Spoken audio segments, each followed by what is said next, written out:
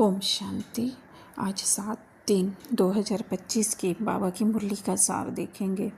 आज की मुरली में बाबा कह रहे हैं, मीठे बच्चे, यह अनादि अविनाशी बना बनाया ड्रामा है।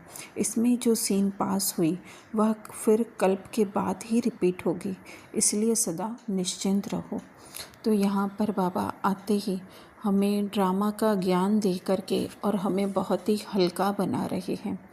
कह रहे हैं बना बनाया है, अर्थात कि ये रिकॉर्ड हो चुका है, शूट हो चुका है, लेकिन सिर्फ हमें क्या करना है। बाबा ने कहा पास हुई है ना, अर्थात कि आत्मा जो सदैव प्रेजेंट में रहने वाली है उसके सामने से पास हो गई और जो है वो कल्प के बाद ही आएगी।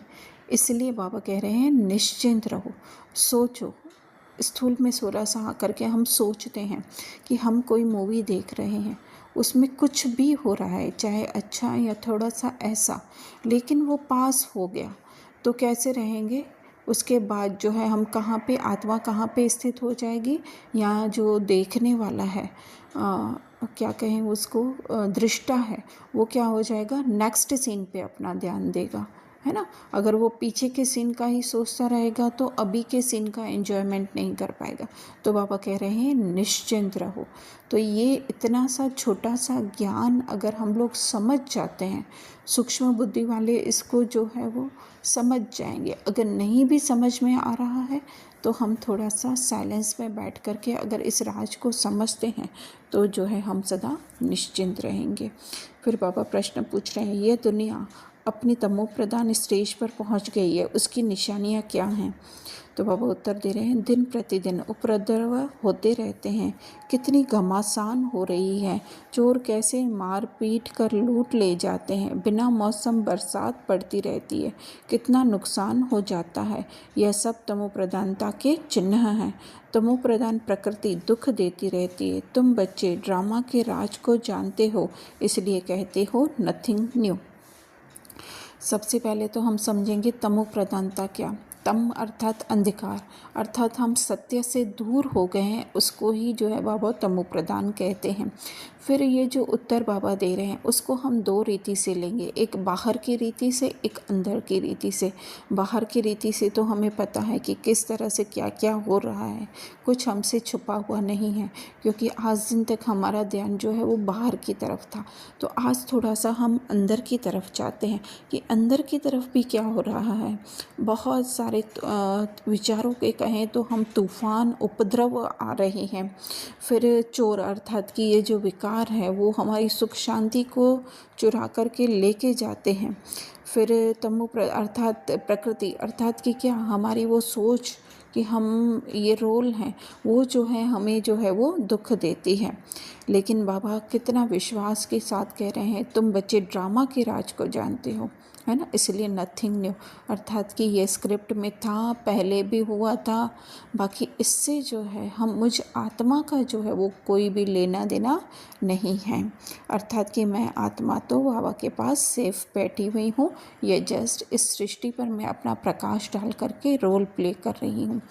फिर धारणा में बाबा कह रहे हैं, सदा ध्यान रहे हम ईश्वर के बच्चे हैं, हमें मोस्ट लवली होकर रहना है, आपस में कभी भी लोन पानी नहीं होना है।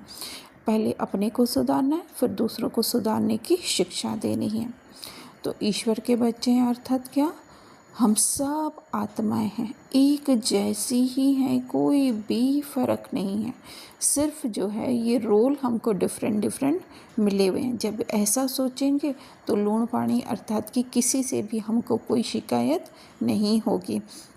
अपने को पहले सुधारना अर्थात स्वयं को अपनी उस मूल स्थिति में सत्य में देखना, और फिर जो है दूसरों को भी उसके सत्य में देखना, वही दूसरों को सुधारने की शिक्षा। यहाँ पे सुधारने की शिक्षा अर्थात मुंह से हमें नहीं देनी है ना। मुंह से अगर समय मिलता है या हम कहते हैं कि एक तरीके से समझते हैं कि वो समझने योग्य है तो थोड़ा बहुत रॉयल्स रूप में हम उन्हें दें, लेकिन जो है अपनी कॉन्शियसनेस से जो है हमें वो शिक्षा देनी है। फिर दूसरा है, जैसे बाप में पवित्रता सुख प्रेम आदि सब गुण हैं, ऐसे बाप समान बनना है।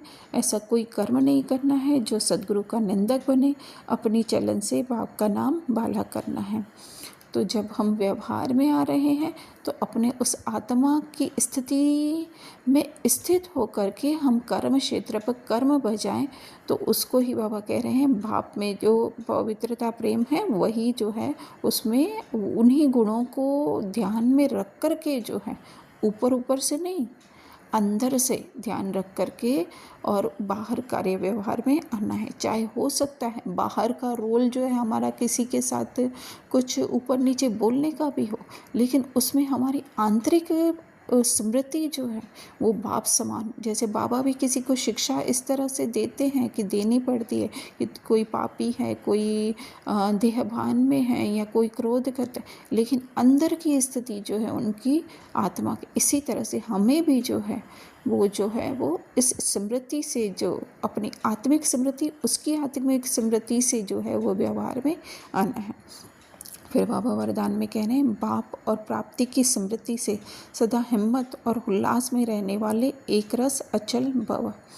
तो बाप और प्राप्ति की स्मृति क्या है कि हम बाबा के समान ही जो है सर्व शक्तियों से सर्व गुणों से जो हैं वो भरपूर हैं, और ये प्राप्तियाँ अर्थात कि ये ज्ञान जो हमें मिला है उस स्मृति में अगर हम रहते हैं तो हमारे अंदर हिम्मत और उल्लास रहता है, क्योंकि अंदर के जगत में भी जो है वो बहुत कुछ जो है जिसमें हम ऐसे नहीं है कि सिर्फ बाहर के जगत में है नया नया एंटरटेनमेंट है, नई नई चीज़ें, अंदर के जगत में भी बहुत है, क्योंकि जो बाहर दिखाई दे रहा है वो हमारा अंदर का ही मैनिफेस्टेशन है ना। तो जब हम उस अंदर की अपनी आत्मा की स्मृति में रहते हैं और बाबा की स्मृति में रहते हैं तो जो है हमारे अंदर हमेशा हिम्मत और उल्लास रहता है, जिससे हमारी आत्मिक स्थिति जो है वो एक रस और कोई हिला न सके वैसी रहती है। फिर बाबा स्लोगन में कह रहे हैं किसी भी प्रकार की सेवा में सदा संतुष्ट रहना ही अच्छे मार्क्स लेना है। तो यहाँ पे हम विश्व ड्रामा के हिसाब से समझें, स्थूल ड्रामा के हिसाब से समझें कि उसमें जो है अगर किसी बड़े हीरो को जो है वो किसी छोटे से मज़दूर, कार ड्राइवर या एक कहें कि सीपर का भी रोल मिलता है तो वो कैसे करता है, बहुत ही उमंग उत्साह से करता है ना। उसके लिए ये मायने नहीं रखता है रोल क्या है, वो तो जस्ट उसको प्ले करने का है ना, सच्ची में थोड़ी वो सीपर हो जाता है। तो इसी तरह से हमको भी जो भी सेवा मिले वो जो है उसमें हम सदा संतुष्ट रहें, अच्छे मार्क्स लेना अर्थात उससे जो है हमारी आत्मिक स्थिति मजबूत बनती है। अच्छा, ओम शांति।